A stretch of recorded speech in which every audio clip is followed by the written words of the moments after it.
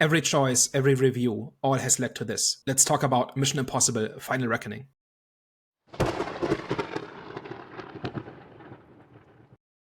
Hello, everyone. Welcome back. We are back, the Eye of the Storm podcast. So, today we're going to be discussing Mission Impossible The Final Reckoning. But before we get into that, you already know what time it is.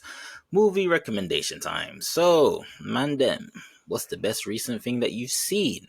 So I watched TV series called Presumed Innocent on, you can watch that on Apple TV. Basically, it's about this district attorney or like prosecutor that works with the district attorney or whatever. I don't know the legal whatever in America, but basically he's like a prosecutor. He is entangled in a relationship with one of his colleagues who ends up being murdered, and he is essentially on trial for that murder. And it just kind of follows the fallout of all of that, the implications on his family, his kids, and of course he's being tried by his colleagues, and it's just his attempt essentially at trying to prove that he's innocent when a lot of like the facts and the evidence sort of kind of generally points towards his direction, points towards his involvement. And I thought it was brilliant. I wouldn't say brilliant. I thought it was like really good. I thought it was very good. I thought the way it handled the emotions in a relationship between a woman that's had their partner cheat on them and, trying to keep the family together and what that looks like and how you deal with that level of betrayal in the family. I thought all of that was like really well done. I thought the courtroom side of things, like the whole courtroom procedure side of things, I generally tend to enjoy that type of stuff, and I thought it was like really well done. And I like that it took its time with it as well, and it kind of followed it over a number of episodes, kind of like introducing some of the different points and the way that it was kind of like giving wins to both sides. But I thought it was really good, and I kind of like binged it in. It's only 8 episodes, and I binged it over 2 days just because I was like so engrossed in what was going on, how it was unfolding, and like kind of like some of the revelations and shocks and stuff like that. I thought it was pretty good. So that's my recommendation. For me, I would recommend Mobland. I don't think there's much to say on this besides it might be one of, or probably the best UK gangster crime mob series I've seen. Even though there's only season 1, I really like Top Boy, but this one is between two mob families pretty much going to war, and then it just gets like hectic. And then Tom Hardy plays like the guy that works for one family that he's pretty much the muscle behind the family and gets them out and does like all the gangster stuff. Even though obviously like the father of the family is like the head honcho, Tom Hardy, he's just the guy. He's like the assassin. He's like the good guy that makes things happen. He's just a protector. Tom Hardy's performance in this and just his character in this is just amazing. Of course, they've got a lot of stars in this film, but I think Tom Hardy, like, the guy's an amazing actor. And just the way that he plays his role is just, I think the story, you just get invested. Yeah, I saw the first couple of episodes of that, and then my subscription lapsed.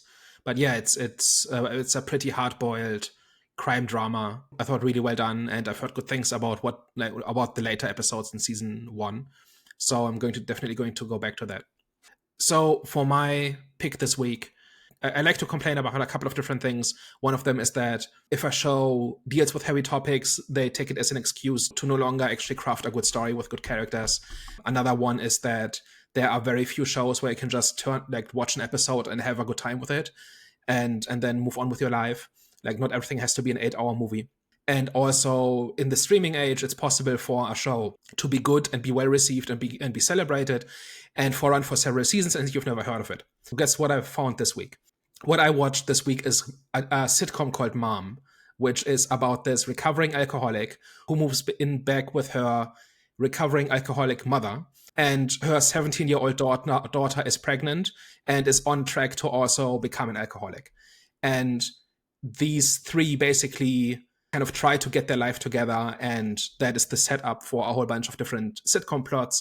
And over the course of the 8 seasons, kind of there's like a group of this Alcoholics Anonymous group, and they have different stories and they have different struggles with addiction, but they never forget to make it fun, and they never forget to make the characters likable. And it deals with all sorts of heavy topics, and alcoholism is just the beginning, but they treat all of them, I thought in really nuanced and intelligent ways, but they never lose sight of the jokes, and they never lose sight of character. and they keep that more or less going for 8 seasons. It drops off in quality a little bit towards the last couple of seasons, but overall it's just a really solid sitcom that still is a good story and still is well told and is still really engaging. And so I recommend that. Where is it on? So it's on Amazon Prime in the UK. Okay. It was like a CBS sitcom that ran for like 2013 to 2021. Well, looks like it's time for the main event. Mission Impossible Final Reckoning. Daniel, please, can you give the people a synopsis of what we're about to discuss or debate? So Mission Impossible Final Reckoning is the latest Mission Impossible movie that follows Ethan Hunt and his team as they fight the entity, which is an AI that is about to take over the world, and they basically have to go rogue to save the world. It is the continuation of Dead Reckoning from 2023. I think it is the conclusion of the Mission Impossible series, right? At least with Ethan Hunt. So what did we think of Mission Impossible Dead Reckoning? I don't have an issue with this film. That's kind of weird to start, but I think the best way to describe the film is a film filled with moments. In terms of the story as a whole, it's kind of hard to judge it as a whole because it is part of a whole franchise. I don't know how many movies that they've done, but I'm pretty sure they've done quite a lot. So I feel like my outtake on the film would be different to someone that's watched every Mission Impossible film. However, the way that it was marketed felt like this was the end of that saga, but it didn't feel like that. It should have felt like a culmination of Ethan Hunt's journey, but it didn't. It felt like it was just another chapter in a longer saga. So I was like, okay. So even though it was kind of like marketed as if this was going to be the end, it didn't really feel like an end. It just felt like it felt like there's going to be another film, if you want me to. And that's kind of like where my disappointment lies. I did want it to feel like this was the end, if you ask me. Even though I haven't seen all the movies, I've seen some of them, but I haven't seen all of them. So I did want to feel like this was the end. However, it didn't feel like that. So that's why I think the story for me wasn't as engaging. However, like I said, it was a film filled with moments, and some of the moments did kind of leave me gobsmacked in terms of like the story itself. The story itself is cool, but it's a spy movie, and I don't think I've seen a spy movie that I've been immersed by. For the moment, I'll say that the movie was cool. I had a good time ish. It's a mixed bag because I really want to say it's a good time at the movies, but it's just too long. Like it's a good half an hour, maybe 40 minutes too long in this. Definitely the two kind of main set pieces in this is to be made to be seen in the cinema, and they're both really amazing and really intense. And in parts, I don't mind the way that they kind of like slowly build towards these set pieces, but in other parts, yeah, because it's like we're not really telling a proper story here, and there's like so many sort of pieces missing, and there's so many problems with all the elements of the story. I mean, the first opening act, it felt like we were like kind of like speed running certain things. We just kept like jumping from like scene to scene and place to place, and it just felt like everything was happening way too fast, and I was getting a bit of whiplash as to where everything was. And then they completely like slow it down as they build up to sort of the underwater submarine stuff, and it was just like just all over the place. I don't know whether they're trying to build some of these side characters to kind of continue the Mission Impossible franchise with maybe like new lead, new protagonist, new team, etc. But if they are, they did a very bad job of sort of selling us on these new characters because, what are they really about?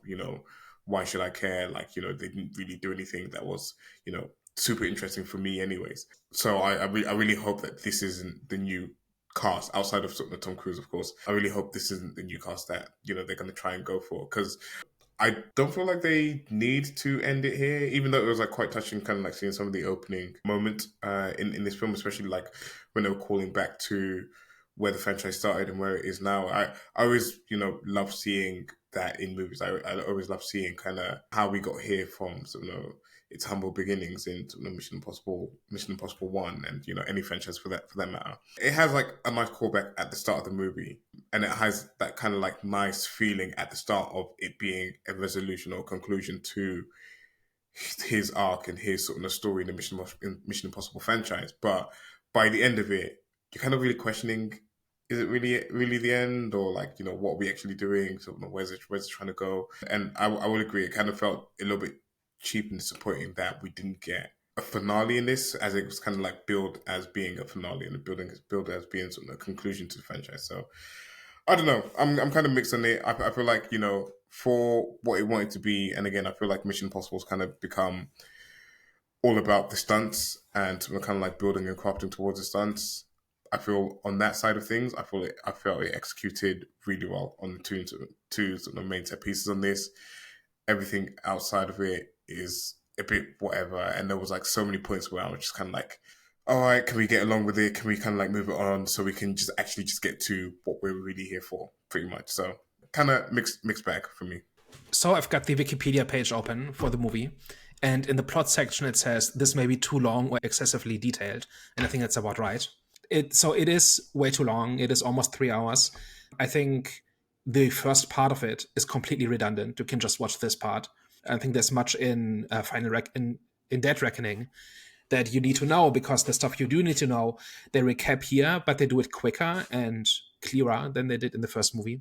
Just having seen Dead Reckoning just 2 weeks ago, this was actually a pretty good experience, because there's like people talk like my complaints about Dead Reckoning was the exposition is overly clunky, it's overly long, it is delivered by robots. This doesn't have that problem. There's a little bit of that, but for the most part, these people talk like real people, and basically the entire movie is kind of establishing the stakes and justifying the big stunts, and then we're doing the big stunts, and at the end the heroes win.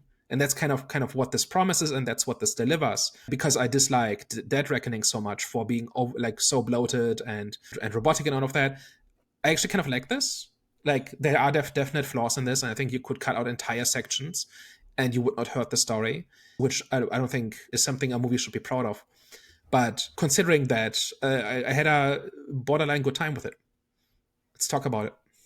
Going into this movie, did you guys have a question that you feel like was answered? A question which you ended up having after seeing Dead Reckoning? I don't think I was like really like, that invested in the story in Dead Reckoning anyways to have many questions or sort of have anything that I needed concluded in this movie. I think for me, the continuation of the villain, maybe that I kind of maybe wanted to see a little bit more of him, a little bit more sort of kind of development in him, but he was pretty anonymous for most of the movie. To be honest, he kind of wasn't really there, and when he was there, he was generic bad guy.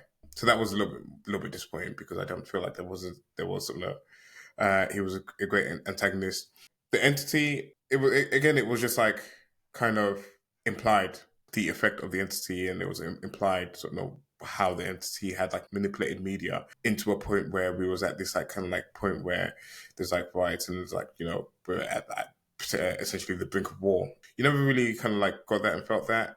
And I don't think it's like too much of a criticism, because I don't think the movie is trying to do that. I feel like the movie is all about building towards these stunts, which I'm actually on board for. But I just felt like there was a lot in between.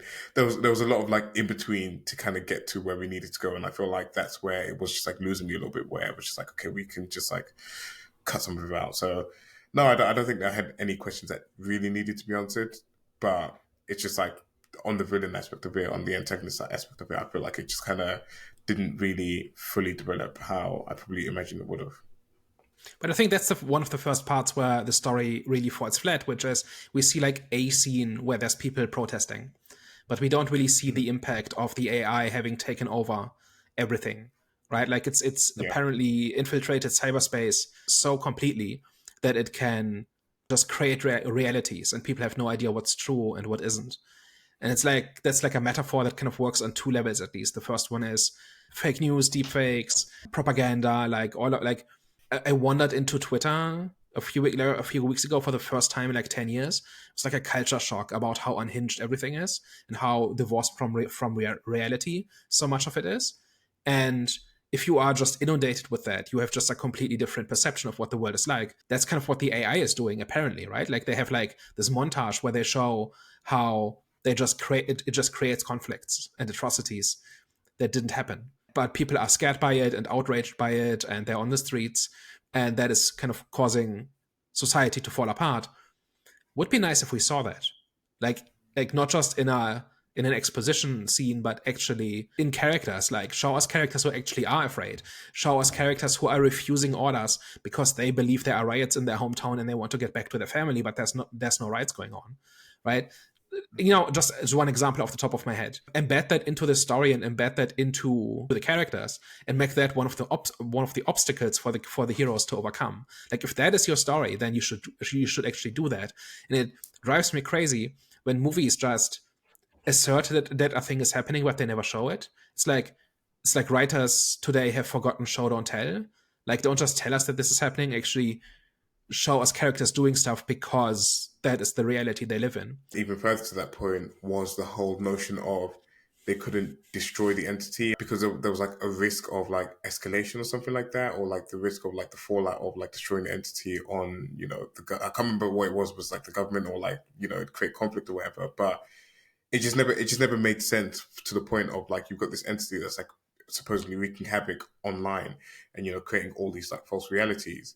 It's like, I know as a government organization and, they're meant to be like shady and want to have all control, that they'd want to control it. But when you can't control it and the only option is to destroy it, why would everyone be so against destroying it if the only other option is the entity wins and sets off sort of a nuclear war? It just kind of like didn't really make sense, that part. It was just kind of, it seemed like it was just there for a reason for Ethan Hunt to go rogue and go against the government and sort of to kind of not be on board. When actually it might have been a little bit more interesting to kind of see him. Well, he was kind of working with them to essentially, because he had sort of the president's sort of permission. But it would have maybe been good to maybe for his final time out not to go rogue and actually be the agent he's actually meant to be. So the stakes were that in order to stop the entity, you have to shut down the internet and never turn it on again. And if you do that, then we are in a deep collapse. Like, the famine and just breakdown of everything will be. It's not just Netflix going down; it's everything going down, right? Yeah. And but was that what he was proposing? Was that what he was proposing? They were basically saying like, we can turn off the entity, but if we do, we turn off the internet. In a networked world, that basically means switching off society, like civilization. And so we can do it, and it's better than nuclear war, but it's like, we really want a third option. And at that point, sorry, when they were discussing it, there was the third option in terms of the virus that Luther had created to kind of kill the entity and trap it. So it's just be like, why didn't you just say that there was a third option? Why didn't you say the third option is Ethan Hunt succeeding? Yeah. Right? Like that is what everybody hopes for, because then society can continue to exist. Plans A and B are both like the end of modern society. When they like arguing against sending him on the mission, like they were actively arguing against him because it wasn't the right thing to do, or like, they didn't believe in what he was doing. If that is the third option and him succeeding and that kind of like works out, it's like, why not just go for it? I don't know. I was just completely confused by that. Well, there's a fourth option, which is nuke everybody else before they nuke you. Okay. Right? So where there was like this countdown where there's 8 nuclear nations, and the AI is gradually taking control of their nuclear arsenals one by one.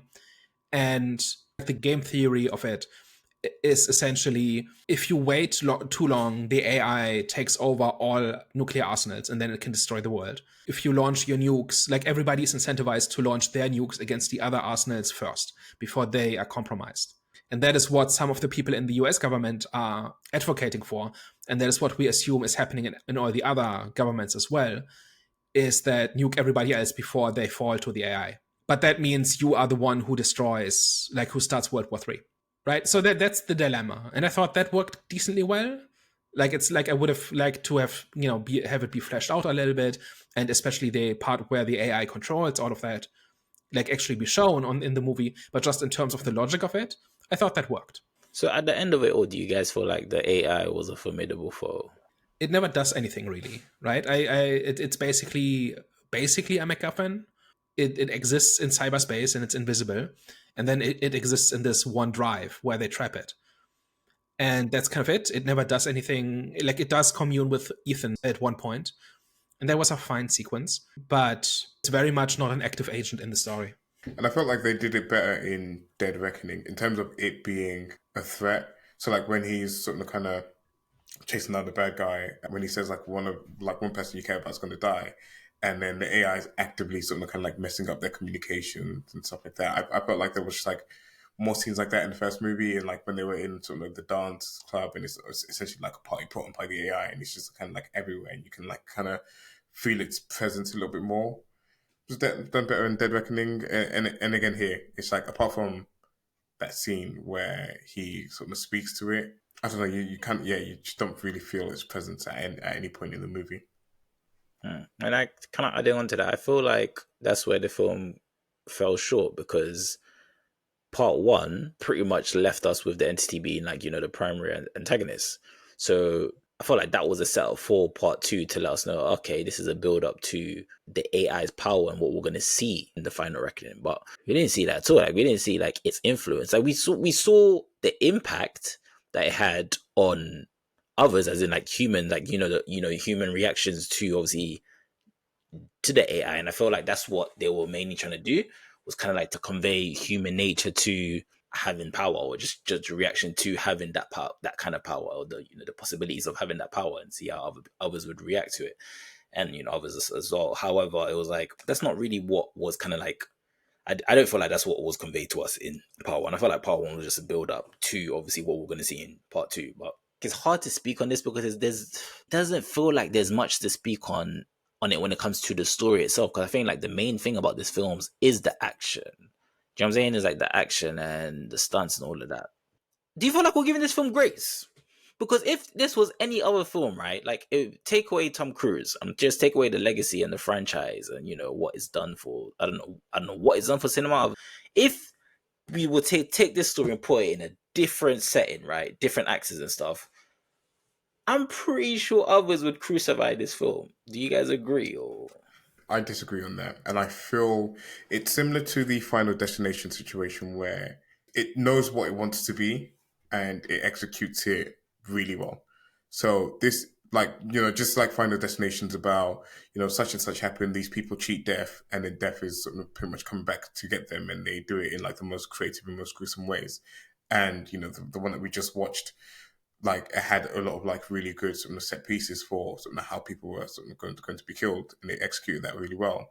I feel like the whole sell on this movie is Tom Cruise doing absolutely ridiculous stunts and just doing death-defying stunts, and then you had the submarine scene, and you had like the airplane stuff that was sort of towards the end of the movie, and I felt like those two, because they're like done to such a high level, is that you can kind of like excuse that it's not as focused on its story and it's not as focused on its character development and taking its character on a journey, because for me anyways, it's not trying to do that. And again, it's all about giving something that's serviceable enough. If your main focus isn't going to be the story, it's just give us something that's serviceable enough. And for me in this, it's a little bit less so serviceable than what we got in Dead Reckoning, and I feel like it just kind of like dragged in certain places, but it did an okay enough job for me to kind of give it a little bit more grace and be like, I had a good time at the cinema because I saw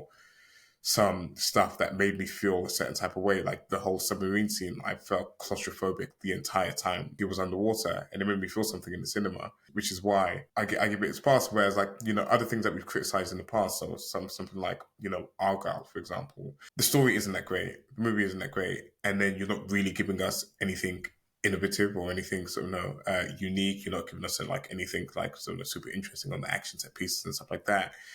That's where we give it a little bit more harsh criticism. It's like, okay, well, what are we actually like doing here? Where are we trying to go? Or if it's like a legacy franchise that's kind of just chucked out a new movie for the sake of chucking out a new movie without really like recapturing the essence of what made the franchise great.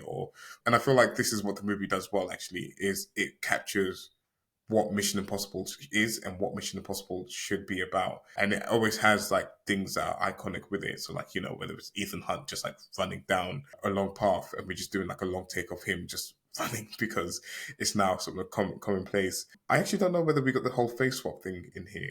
Yeah, we did. Did we get it? I think we got it briefly. And then the big promise is we're going to do bigger and better stunts than we did in the last movie. And I feel like it always delivers on what Mission Impossible really should be. So it just knows its identity and it executes it well. Yeah, I think you just need to be clear about what a movie is and wants to be, and then judge it on whether or not it does that and whether you like that, right? So here, yeah, it is all of those things that you kind of described. The characters are not all that interesting, right? Most of them at least. But that's okay in a story in which we basically just want to go from one big set piece to the next, and we want to connect it, like we want to motivate it, and we want to understand why these characters are doing what they're doing, and we want to kind of have the whole thing hang together as one story. So we need to connect the different set pieces, and it does that. And I think you can judge it on that basis, and on that basis, it's got a whole bunch of different flaws. One of them is that entire sequences of this don't need to be here. So, for example, everything to do with the aircraft carrier, for example, cut easy 20 minutes and have it not really impact the story. And there's a whole bunch of stuff like on that island where they have to crack the code. It's a little bit long, right? Like it does not have to be quite that involved. And there's other parts to it too, where you could easily cut this down to 100 minutes and you would still have the basic story intact.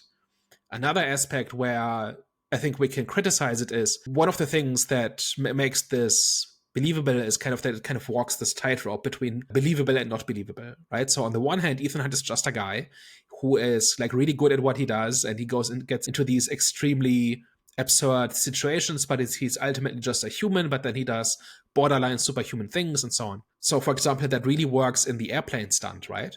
Where he's chasing the guy in the biplane, and he kind of has to climb into the cockpit, and he has to fight the first guy to take control of one plane, and then he gets into close combat with the other plane, and he has to defeat the villain and has to get the USB with the virus. That's all really great.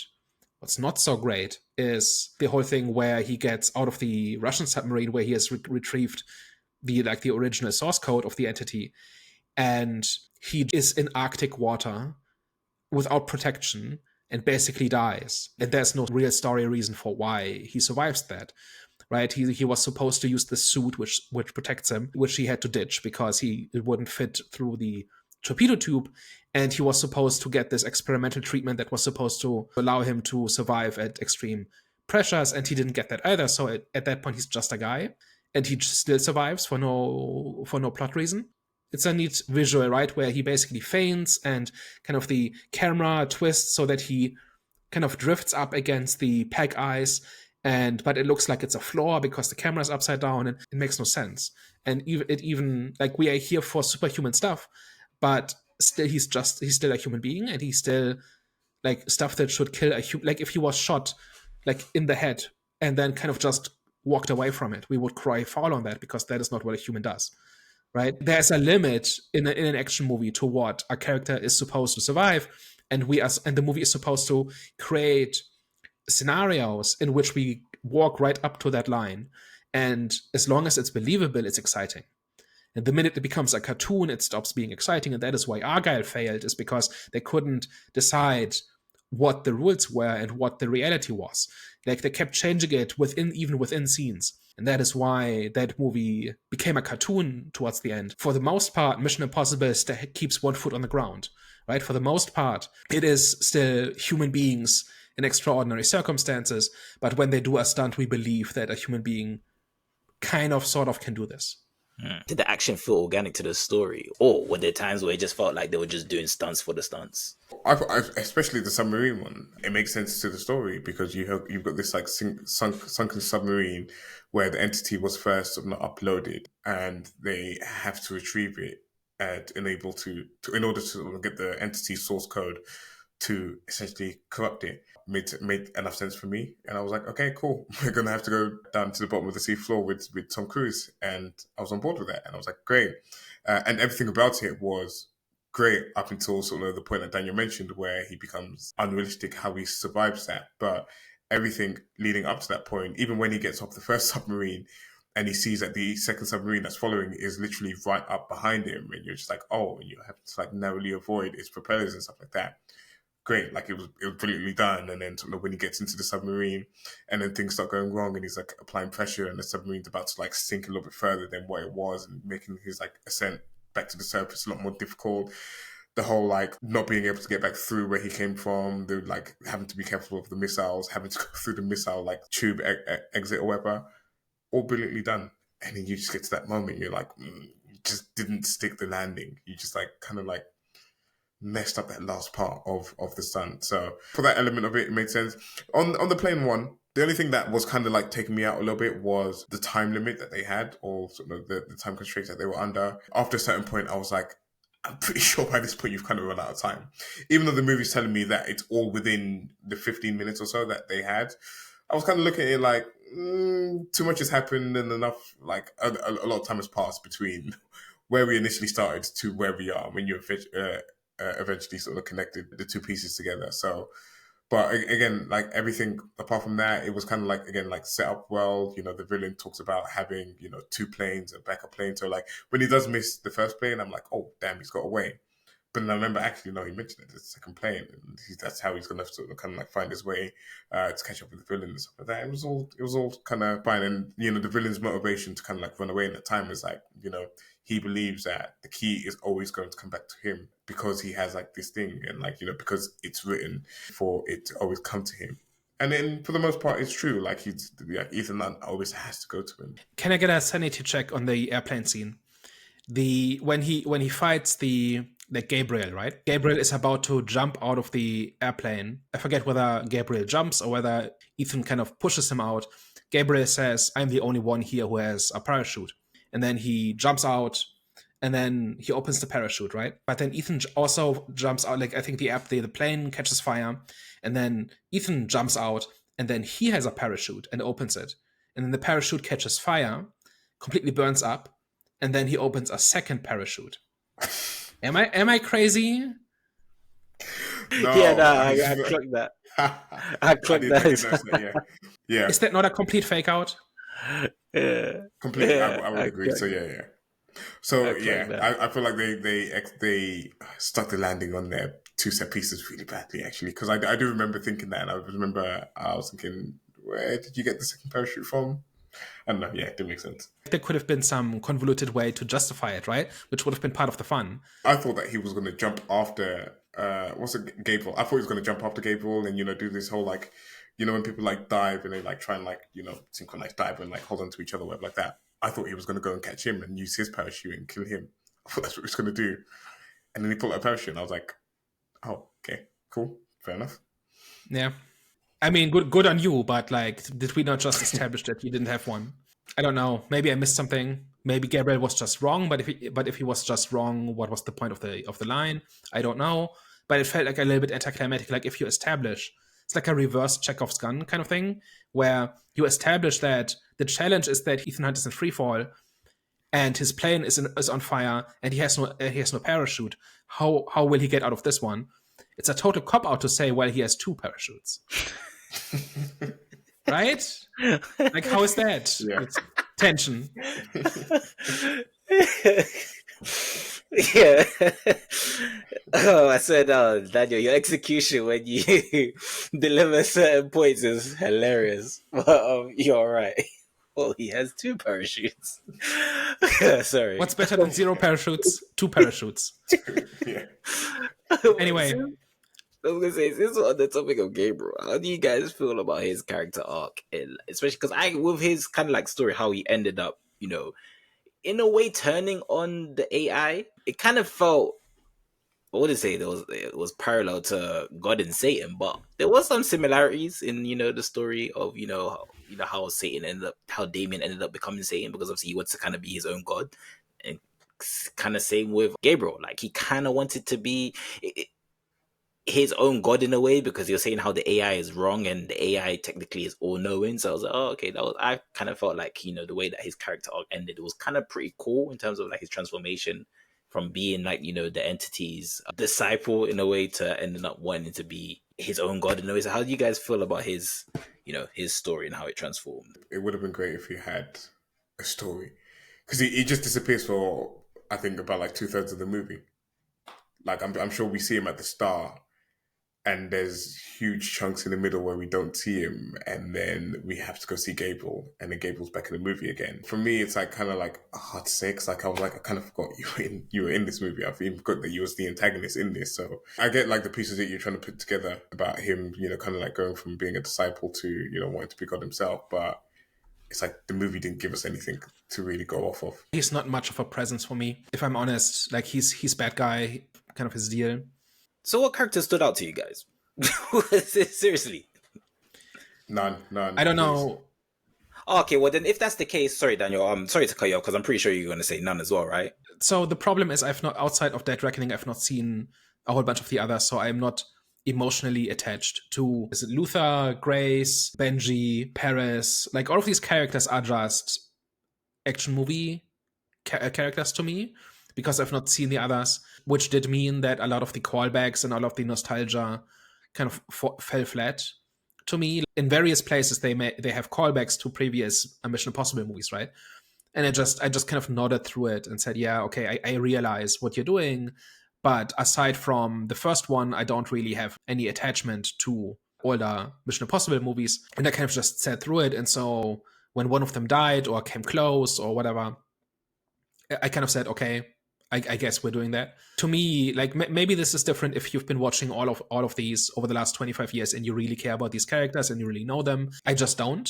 And the movie like did not really take the time to really make me care about them because that had happened in previous movies. That is not the same as saying it's bad, right? Like, I think they have enough of a personality. Like, I've seen action movies where the characters have less personality. It's just not about that, right? Like, they are all kind of there to kind of support the plot and to support Ethan, and that's kind of what this is about.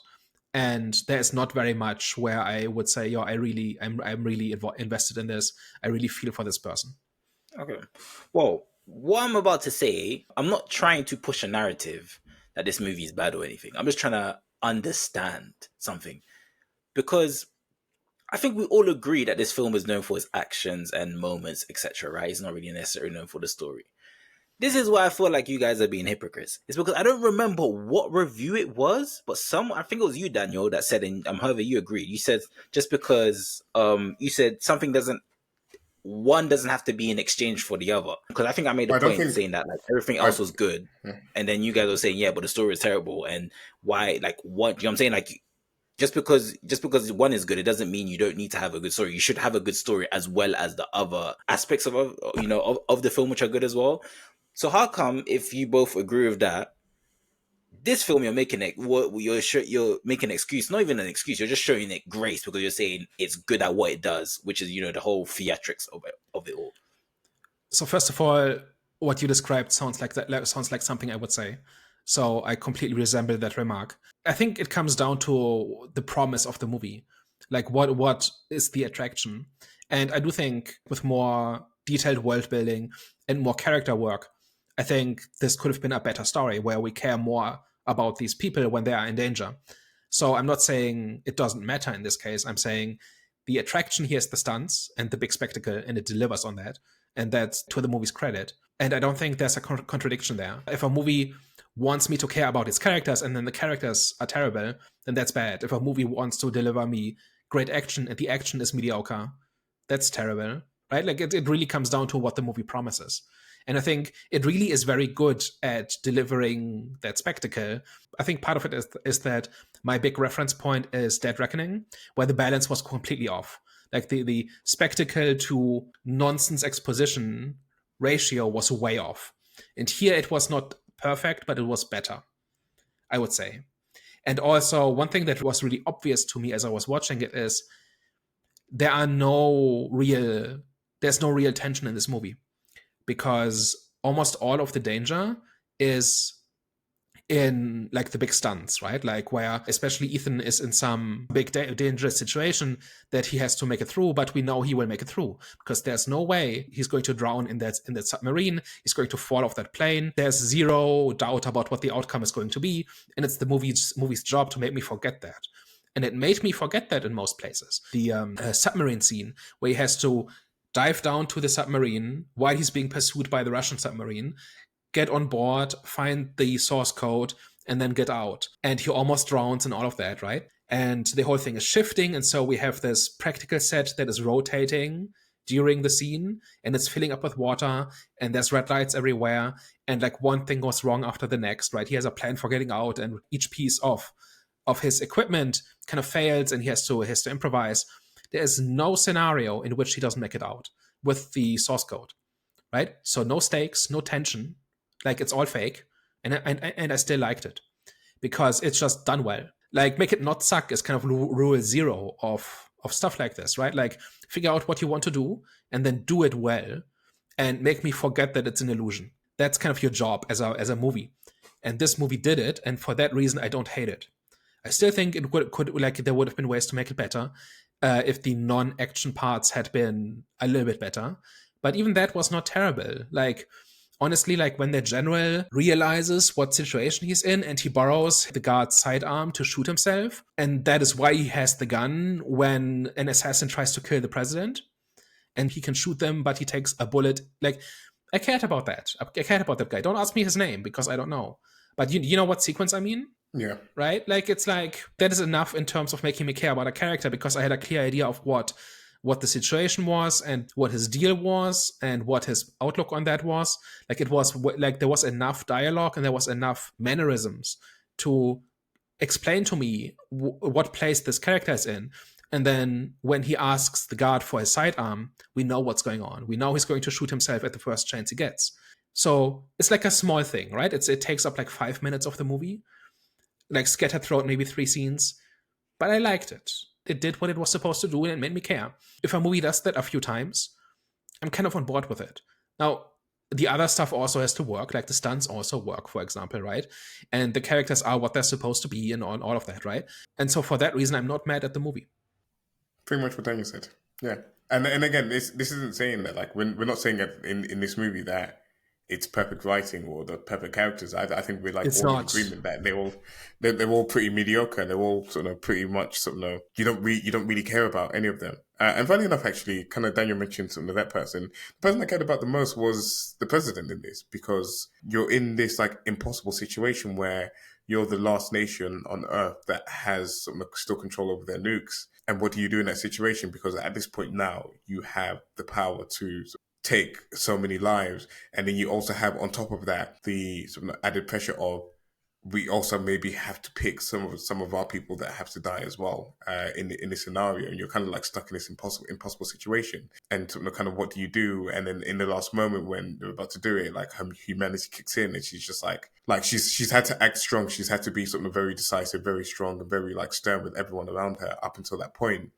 But in the final moment, she just can't do it, and it's just like stuff like that's really good. And it would have been great if there was more of that in all of the other characters, but unfortunately there isn't. But there's kind of like little gems like that, whilst everything else kind of being service. I always say, like, if you're gonna do a movie like this, just make it serviceable enough, like the story, make it like make sense, make it like make the plot make sense, make everything serviceable enough so that the main thing that you want to do, whether it's like stunts, whether it's action, whether it's whatever, like even John Wick doesn't always have like the greatest story, but John Wick does action better than most. And so Keanu Reeves is like brilliant as John Wick in those movies. And that's why I'm like really mixing them, because like there's ones I like and there's ones I don't like in the John Wick series. There was one thing I kind of wanted to touch on in this movie as well, and I was trying to like kind of piece together, like I kind of forgot to think about it after the movie. I was trying to piece together what it was trying to say in it. So do you remember at the start of the movie where you have, I'm going to call it Mantis because I forget her name. You have Mantis and you have like the black Paris, guy. And French one. It's called Paris.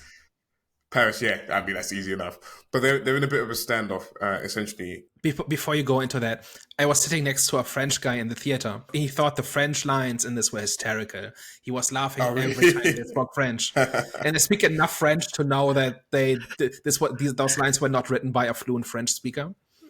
Yeah. And the guy was just like having the time of his life laughing at this movie. And then he was explaining to his girlfriend, who apparently was not French, why this was funny. And that made it funnier. That's kind of my experience. Go ahead. So what I was saying, there was like that standoff moment between the two of them, and Ethan's in the middle, and he's saying like, no, you put your gun down, and then like there's like this kind of like stalemate of like, no, he has to do it first, or you have to do it first, and whatever.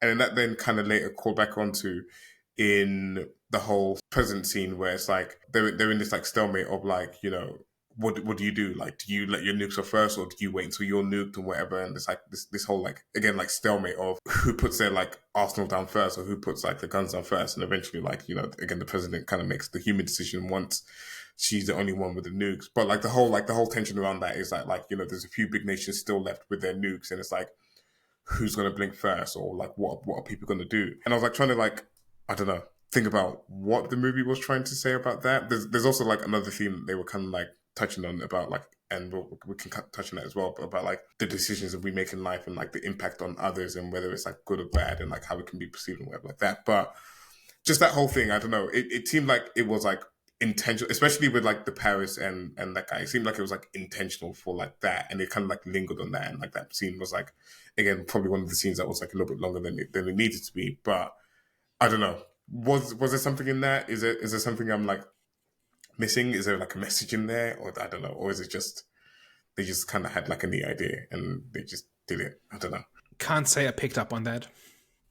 Sorry. Fair. It was just something that I'd noticed, and I was like, what are they trying to do? Because again, it's a story that isn't really rich in sort of in details on like plot or like themes or like character, etc. But it was just like two things that like I prominently remember happening in the movie.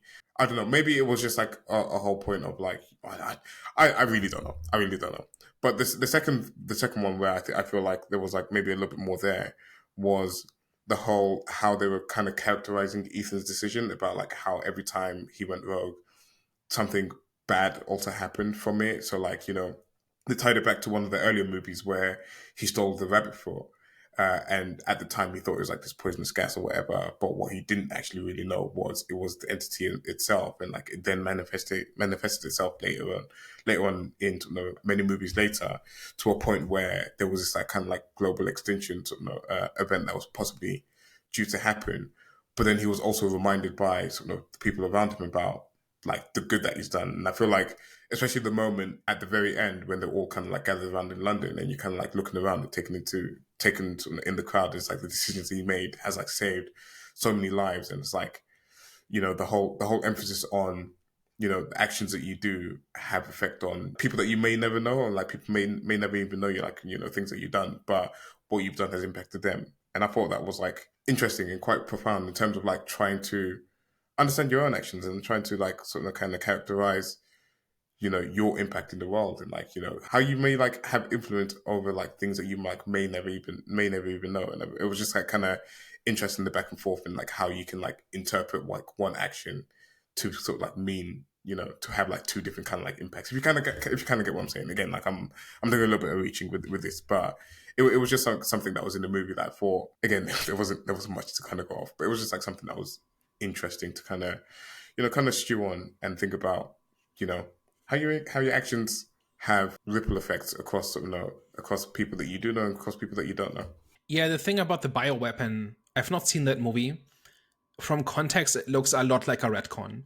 Doesn't that undermine this idea of like consequences of your actions and owning the consequences of your actions? In that sense, it was more how he made the selfish decision. Maybe he didn't do it for the right reason. How he like intentionally stole something that he knew was dangerous, whether he knew what was in it or not, whether they retconned it or not.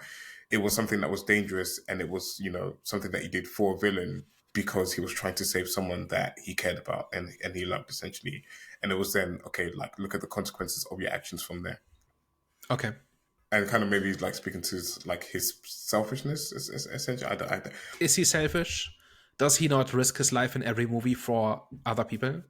Yeah, and again, this is where like again the movie isn't going to be like so super heavy on like handling its themes well and handling that aspect of it super well. But I felt like that was just like some type of conflict that they tried to introduce into his character, and some type of like doubt as to what whether what he was doing was the right thing, and whether what he was doing understanding the impact of like what he was doing. Well, guys, last thoughts.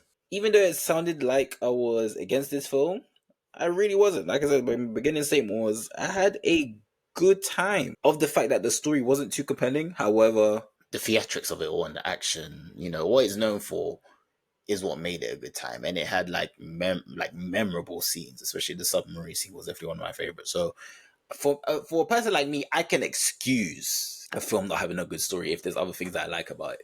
However, I do know with films overall, a good story is like the main thing that you need to have for movies. So that's why I was a bit there was like internal conflict in me when we were talking about this, because I know how you two are, especially when it comes to stuff like that. However, now after you both explained your reasoning for why you've kind of like given this film grace, okay, that makes sense, and I do understand. So yeah, because I was like, when we were speaking, I was thinking, wait, hold on, you guys sound like me when it comes to this film, because I'm someone that can kind of like, excuse a film for having a bad story if there's other things that I like. Do you know what I'm saying? Whereas I know you guys are more strict when it comes to stuff like that, and you don't go for that. So I was like, okay, that's why that was where my confusion lied. But yeah, you explained it, so it was all good. But yeah, so for me, wasn't really a good story. The story was mid. However, I think the experience that I got when it comes to, like I said, the action, just the fun of it, it was fun at times. I don't have much to say besides giving this film a 5.5 out of 10. I feel like the movie's too long for its own good. It's one, like, the spectacles is like good to see on the big screen.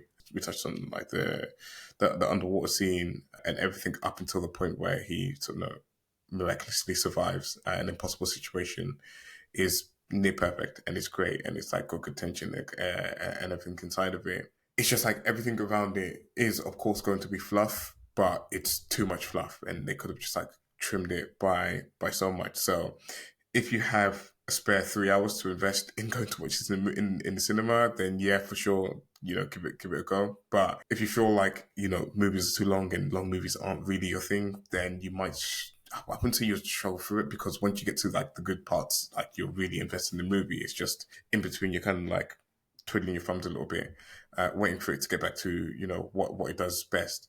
In that sense, this is a difficult score to give. I'll be so honest, man. This is a difficult one to give because like the highs are really high, but it's just too goddamn long, man. So I'm gonna give it 6.5 out of 10.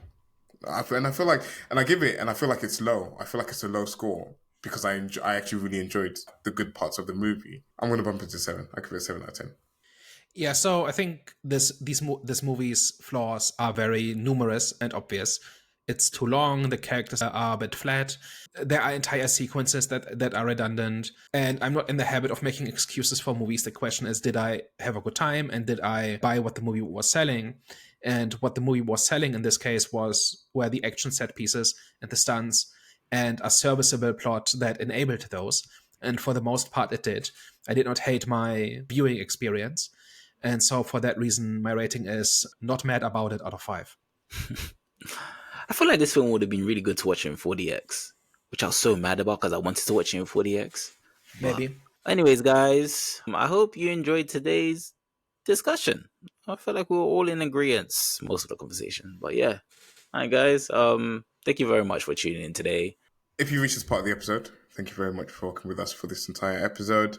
Of course, if you liked everything that you heard today, tell a friend, and maybe even hit the like button. Who knows?